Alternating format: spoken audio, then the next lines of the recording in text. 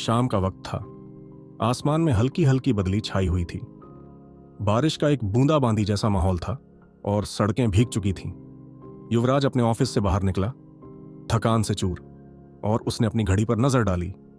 समय 7:35 हो चुका था। ऑफिस में पूरा दिन बुरी तरह से व्यस्त बीता था और अब उसे अपने दोस्त निखिल की बर्थडे पार्टी में जाना था। ऑफिस से पार्टी का रास्ता लगभग 1 घंटे का था और इस वक्त ट्रैफिक भी अपने चरम पर था। युवराज ने अपने फोन पर ऑनलाइन कैब बुक की। स्क्रीन पर कैब का डिटेल्स दिखाई दिया। एक सफेद सेडान गाड़ी, ड्राइवर का नाम रवि और अनुमानित समय 50 मिनट। कैब 5 मिनट में आने वाली थी। बारिश अब तेज होने लगी थी। युवराज ने अपनी फाइल को बैग में रखा और पास खड़े शेड के नीचे आ गया। उसका फोन वाइब्रेट हुआ और स्क्रीन पर ड्राइवर का कॉल आया।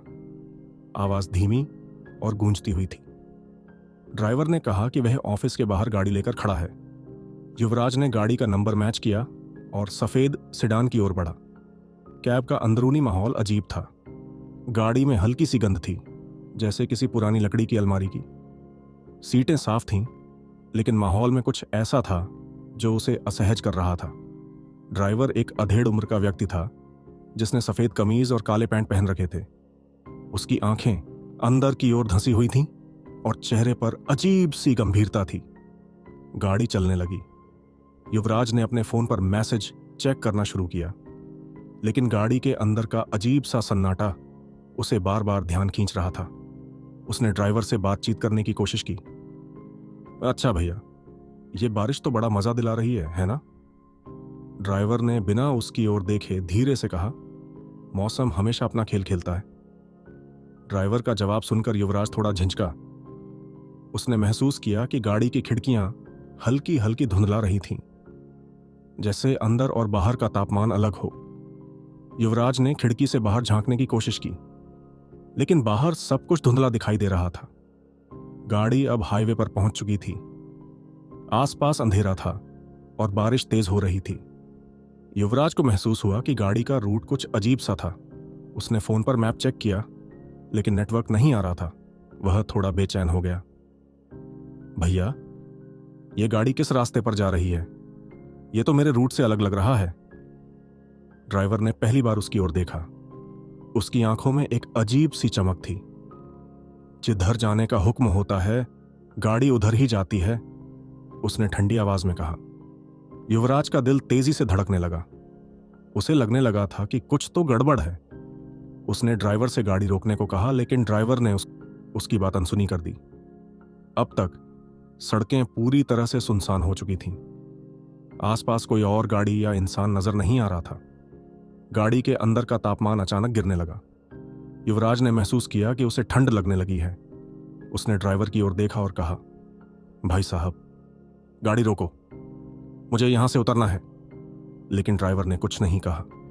उसकी निगाहें सीधा सड़क पर टिकी थीं, लेकिन उसकी आंखों में अब एक डरावनी चमक साफ दिखाई दे रही थी।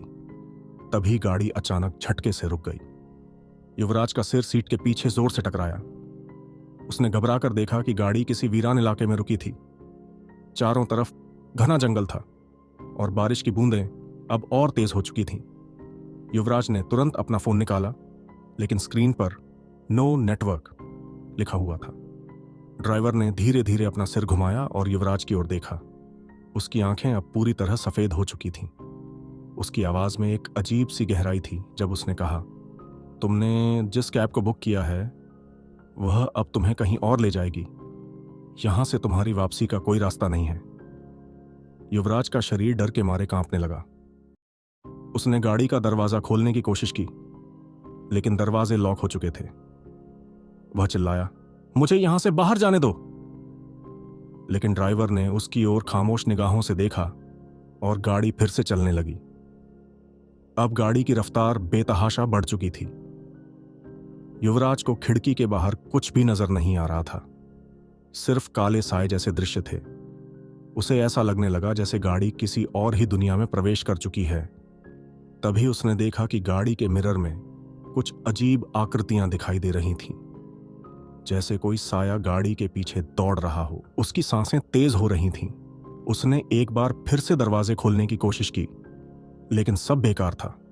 ड्राइवर ने हंसते हुए कहा, यह सफर तुम्हें तुम्हारी मंजिल तक जरूर ले जाएगा, लेकिन वह मंजिल शायद तुम्हें पसंद ना आए। युवराज अब अपनी पूरी ताकत लगाकर चिल्ला रहा था। अचानक गाड़ी के अंदर अजीब अजीब आवाजें आने लगीं। सीटों के नीचे से किसी के कराहने की आवाजें सुनाई दे रही थीं। युवराज ने नीचे झुककर देखा तो वहां खून की बूंदें टपक रही थीं। उसके रोंगटे खड़े हो गए। उसे समझ नहीं आ रहा था कि वह क्या करे। तभी गाड़ी एक पुराने सुनसान बंगले के सामने रुक गई। ड्राइवर ने गाड़ी का दरवाजा खोला और युवराज की ओर इशारा करते हुए कहा, अब उतर जाओ, तुम्हारा इंतजार किया जा रहा है। युवराज ने डरते डरते बाहर कदम रखा। बंगला पूरी तरह अंधेरे में डूबा हुआ था, लेकिन उसकी खिड़कियों से हल्की हल्की रोशनी झांक रही थी। बारिश अब भी हो रही थी और हवाओं की सिसकारियां उसकी हड्डियों तक को कंपा रही थीं। ड्राइवर ने उसे पीछे से धक्का दिया और गाड़ी का दरवाजा बंद करके वहां से चला गया। युवराज ने इधर उधर देखा, लेकिन वहां कोई भी नहीं था। वह बंगले की ओर बढ़ने लगा। जैसे ही उसने दरवाजा खोला, एक तेज चीख उसके कानों में गूंजी। बंगले के अंदर हर जगह धूल और मकड़ी के जाले थे। सीढ़ियों पर खून के धब्बे थे जो ऊपर की ओर जा रहे थे। युवराज का दिल तेज धड़कने लगा। उसने धीरे धीरे ऊपर जाने का फैसला किया। हर कदम के साथ उसकी धड़कनें और तेज हो रही थीं। ऊपर पहुंचकर उसने देखा कि एक कमरे का दरवाजा आधा खुला हुआ था। उसने दरवाजा धक्का दिया और अंदर झांका। वहां एक औरत बैठी हुई थी, जिसके बाल बिखरे हुए थे और चेहरा सफेद था। उसने अचानक युवराज की ओर देखा और हंसते हुए कहा, तुम्हारा स्वागत है, हमने तुम्हारा बहुत इंतजार किया है। युवराज के होश उड़ गए। वह पीछे मुड़कर भागने की कोशिश करने लगा, लेकिन उसके पैर जाम हो चुके थे। तभी औरत उठी और उसके पास आने लगी। उसकी आंखों में खून उतर आया था। वह धीरे धीरे उसकी ओर बढ़ रही थी। युवराज ने अपनी पूरी ताकत लगाकर जोर से चिल्लाया और उसी वक्त सब कुछ अंधेरा हो गया। जब उसकी आंखें खुलीं तो वह अपने बिस्तर पर था, लेकिन उसकी हथेली पर खून के धब्बे और कपड़ों पर मिट्टी के निशान थे। युवराज का सिर भारी हो रहा था। उसने चारों तरफ देखा तो खुद को अपने बेडरूम में पाया, लेकिन कमरे का माहौल अजीब सा लग रहा था। दीवारों पर हल्की सी नमी थी और खिड़की से आती ठंडी हवा में एक अजीब सी गंध थी। उसने अपनी हथेलियों को देखा। खून के धब्बे अभी भी साफ दिख रहे थे। उसका दिल तेजी से धड़कने लगा।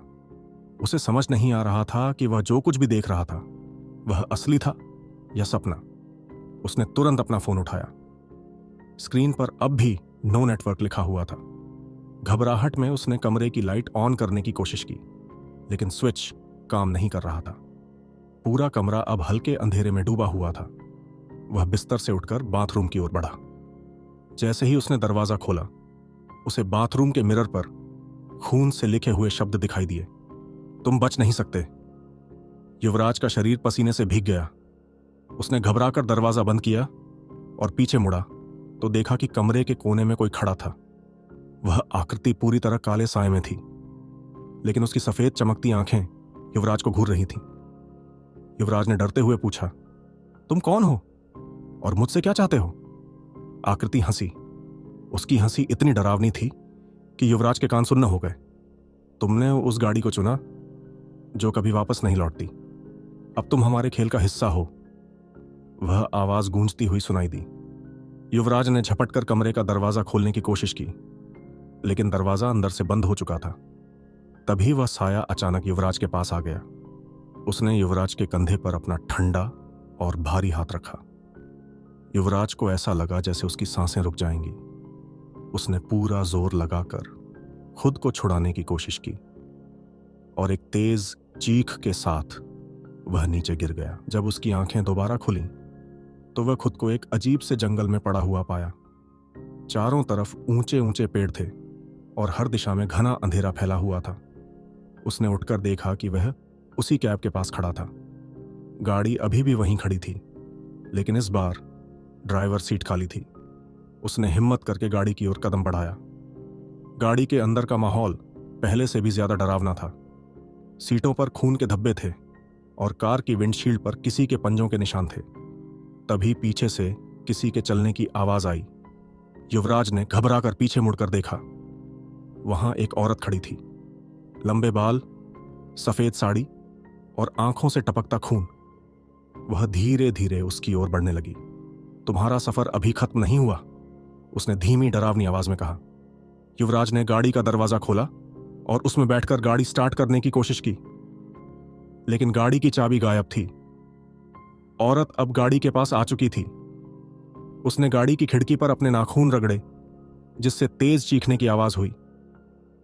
युवराज ने डर के मारे अपनी आंखें बंद कर लीं।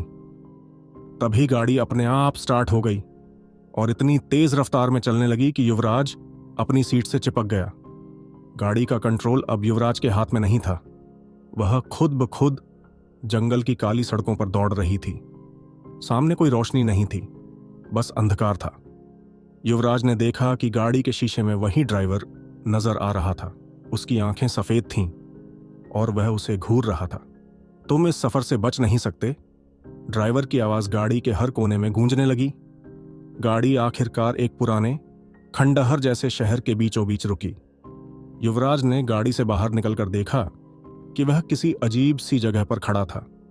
चारों तरफ टूटी फूटी इमारतें थीं और हर इमारत के अंदर से किसी के रोने और चीखने की आवाजें आ रही थीं। तभी उस शहर की हर खिड़की से साए निकलने लगे। वे सभी साए युवराज की ओर बढ़ रहे थे। वह चिल्लाने लगा, लेकिन उसकी आवाज डूब गई। उन साइयों ने उसे घेर लिया और एक ही बार में वह जमीन पर गिर पड़ा। अगले दिन पुलिस ने युवराज की गाड़ी को शहर के बाहरी इलाके में पाया।